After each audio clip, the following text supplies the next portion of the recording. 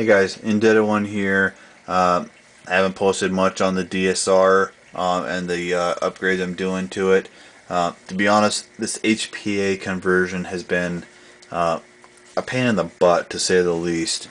I've got the mags tapped. This was all easy to do. One nice thing about these mags is since the fill valve is on top, I can just pull these out and plug this with with just an 1/8 inch plug, and then I could go back to running propane in there if for whatever reason I need to. That was the easy part. The crap that I've been dealing with is on this end of it here. It's my tank. I got this guy off of eBay for 65 bucks. It is used. 3,000 psi, 68 cubic inch. So it's a pretty good sized tank. As you can tell, though, it's carbon fiber, so it's really light, which is good. I had to send it off to get hydro tested, and this was the first ordeal. Their website said 24-hour turnaround time, and it took them 2 weeks to get it back to me. So they were a lot slower than they said they were. With the tank and that 65 bucks, I got the slide check, which is a pretty nice feature there. Saved me a little bit buying an extra part. It also came with the the quick detach male and female fitting there. The regulator, it's the second regulator I got in here. This is a Palmer's female stabilizer. I got it off of eBay again for $59. I bought it new. Got everything hooked up, and this thing was leaking.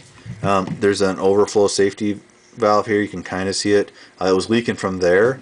So I took it apart, and then the valve here, the first O-ring on it was literally like melting. So some kind of chemical got onto it. I touch it, it would stick to my fingers. It was coming off on my fingers, just disintegrating literally.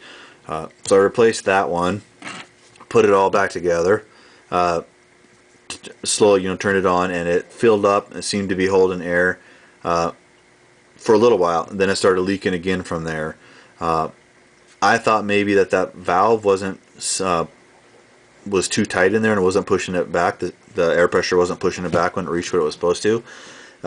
Turns out that the inlet part of the compressed air, there was an O-ring on that was actually bad too. So brand new stabilizer and two chemically altered O-rings in there for some reason. The crappy part about it is it blew my gauge because of those bad O-rings. So I got to get a new gauge. But whatever. I mean, I guess at least they're cheap. So there's the HPA system. Like I said, a little bit of ordeals with it. A little bit of problems here and there. Fighting through it. I have shot it a few times on the HPA now. It still seems it's still registering like 10 to 15 FPS off on each shot, which honestly on compressed air should be a lot more consistent. I'm guessing this chrono is part of the problem, being a cheap Mad Bull one and being like 5 or 6 years old as it is. So there very well could be leaks inside this.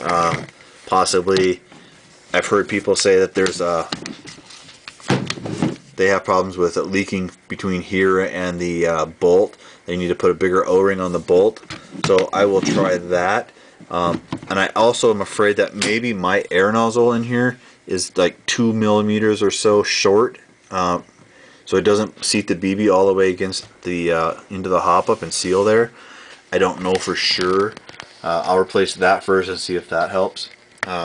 Internally, I have not put the tight bore in here yet.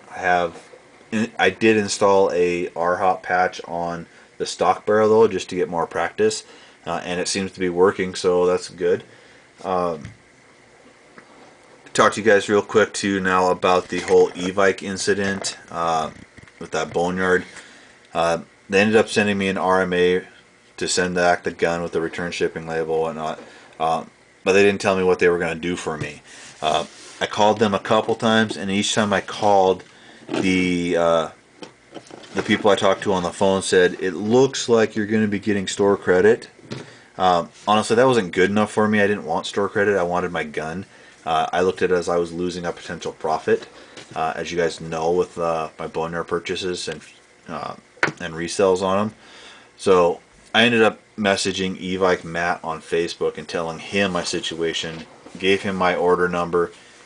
He looked into it for me, talked to the manager directly, and got back to me and said, it looks like we actually are sending you the correct gun.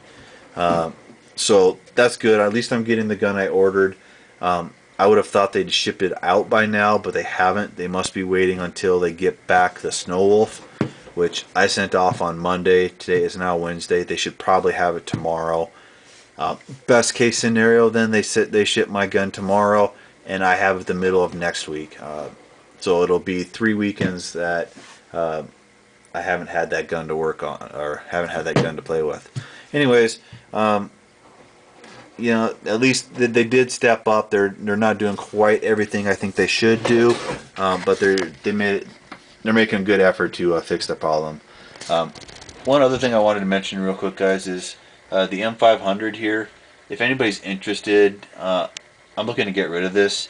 I want to pick up a GoPro Hero, so I'm looking like, you know, I'm asking like 165. The bare bones stock version of this gun is 180 bucks new on Evike.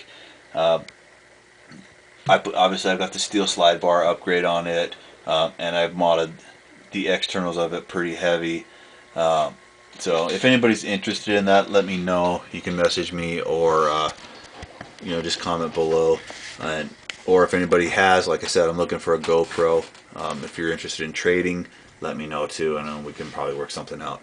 Other than that, guys, thanks for watching my videos. I appreciate it. Talk to you guys later.